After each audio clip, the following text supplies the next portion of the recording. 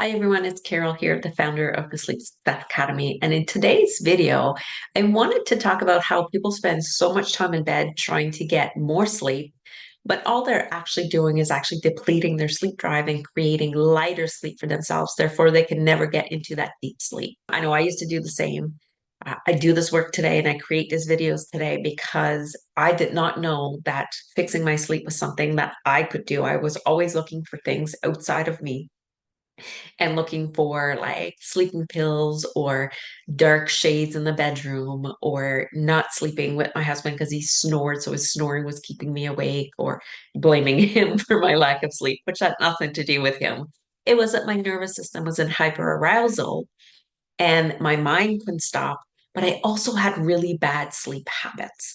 Sometimes, when we want to quiet our mind, if we change our habits to create the greater possibility for great night's sleep and deep sleep, our mind will automatically shut off. Sometimes as our mind is active because of our behavior. So that's kind of what I want to talk about today with really focusing on spending too much time in bed and why that actually is not productive to creating better sleep for ourselves. I'm going to read from the book Good Night Mind.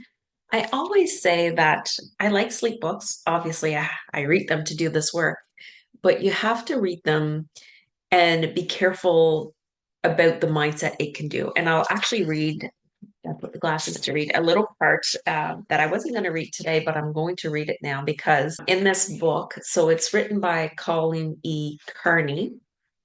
She says the media has pushed a message that getting inadequate amount of sleep can be deadly. For people with sleep problem, this message creates anxiety, but the real picture is not as bleak as you think. If you think about it, how many people actually have died from the lack of sleep, from not sleeping? Our body is biologically wired for sleep, and you will only go so long without sleep before you fall asleep.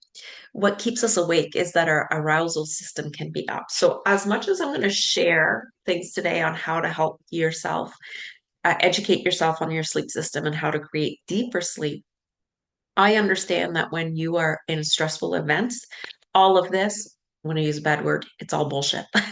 It's all bullshit. It works if we have not a hyper alert nervous system. So that's why in the Better Sleep community, we really focus on growing capacity in our nervous system so that we can do the things these books says. Because someone who has so much stress in their life and has now created a belief or a mindset that it's not possible for them to sleep, this might not work. But if that's not you and you're actually ready to learn more about your sleep, educate yourself about your sleep system, how your body works, then this will help you create deeper sleep. Okay, so I'm going to start at the beginning. I just love these books. You may believe that all you need to do in order to sleep better is to quiet your mind. However, your current sleep habits may be making it hard for you to sleep well on a regular basis, or you may be doing certain things that get in the way of a good night's sleep. These things are easy to change, and if you adjust your sleep system, your noisy mind might resolve itself. I know that I did not have a really good sleep system when I was struggling with sleep. I had no consistency and I had no sleep window. Now, I'm not sure that doing this would have helped me in that moment because my nervous system was so hyper alert. I had so much stress from different areas of my life, from my work, from my mother-in-law being sick, from having a teenage son who was going through things and being the fixer. You know, I had a nervous system that was overactivated.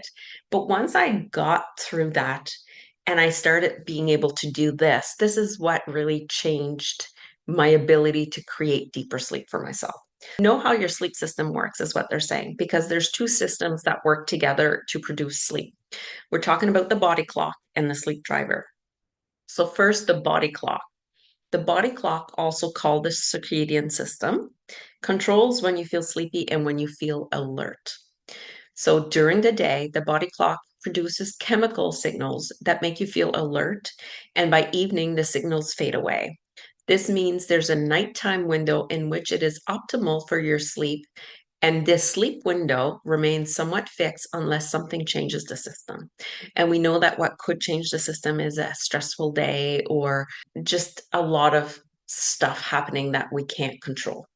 we understand that the body clock sends signals during the day that keep us awake. And then during the night, and I know if you go look at a video that I will post here in the comments on how to build a stronger sleep drive, is I think what I've called it. It's a video I did a few years ago that will actually help you understand how to build this sleep drive.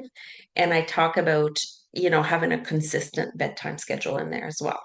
The first thing we have to work on is, well, after we bring some regulation in the nervous system, then we have to work on a regular and optimal time sleep opportunity sleep window. That's the first system. Then we got to look at our sleep driver system.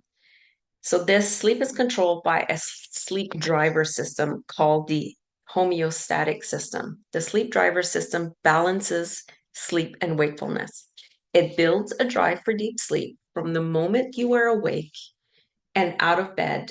The longer you're awake and the more active you are, the greater the drive for deep, continuous sleep that night. All right, so this is important.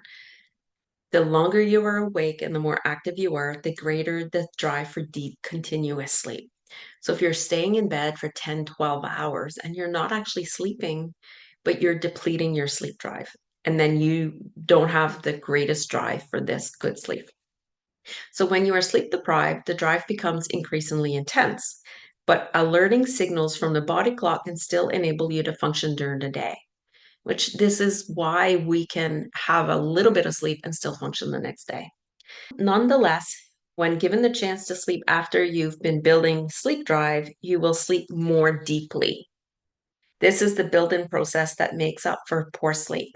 Note that in response to lost sleep, your body produces not necessarily more sleep, but deeper sleep.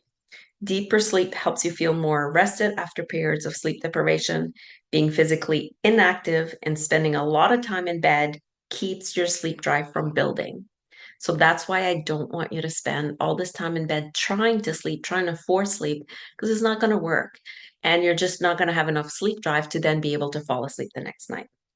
So the result of decreased sleep drive may be that it takes you longer to fall asleep, or your sleep may be lighter and you may be more vulnerable to frequent waking.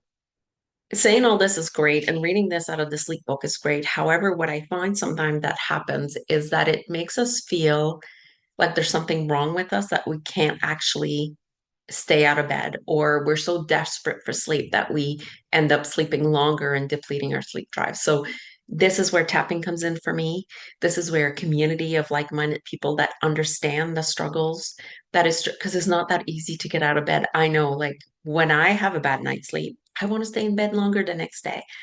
But having this education makes it so, no, if I want to sleep, okay, tomorrow, then I need to get my butt out of bed. So I need to be active. I need to keep myself busy so that I can stay awake, build that sleep drive. So then when I go to bed the next night, I will sleep deeper and kind of make up for that lost sleep. But it's normal. What I also like what the book said. However, most people with insomnia do not restrict their sleep opportunity. Guilty when I was there. People with insomnia tend to do the opposite. This is if they spend far longer in bed than they are able to sleep.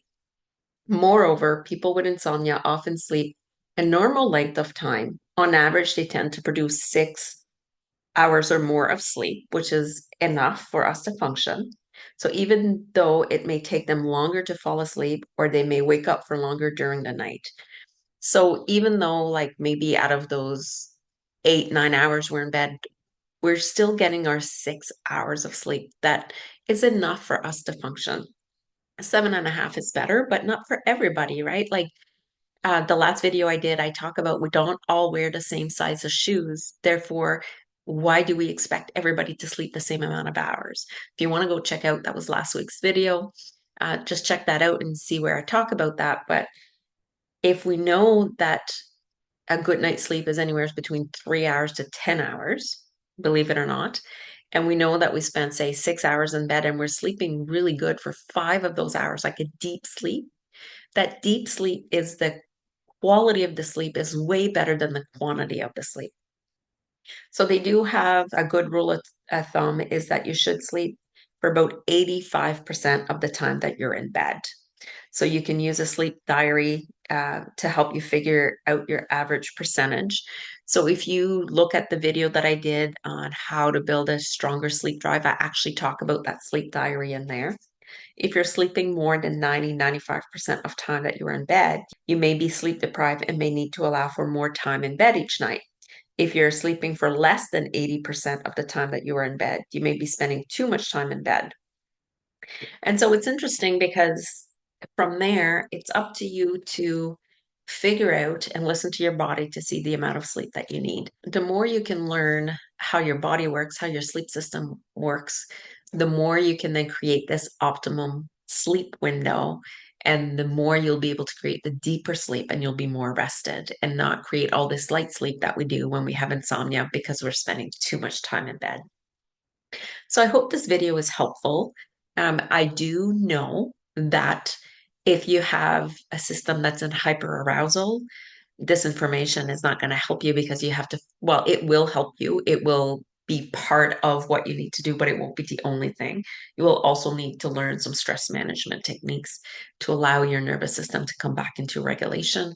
And then these will be easier to apply. So if you have any questions, as always, you can always email me at support@sleepsuccessacademy.com. I do have my 12-week online program called the Better Sleep Community, and it runs 4 times a year, 3, 4 times a year.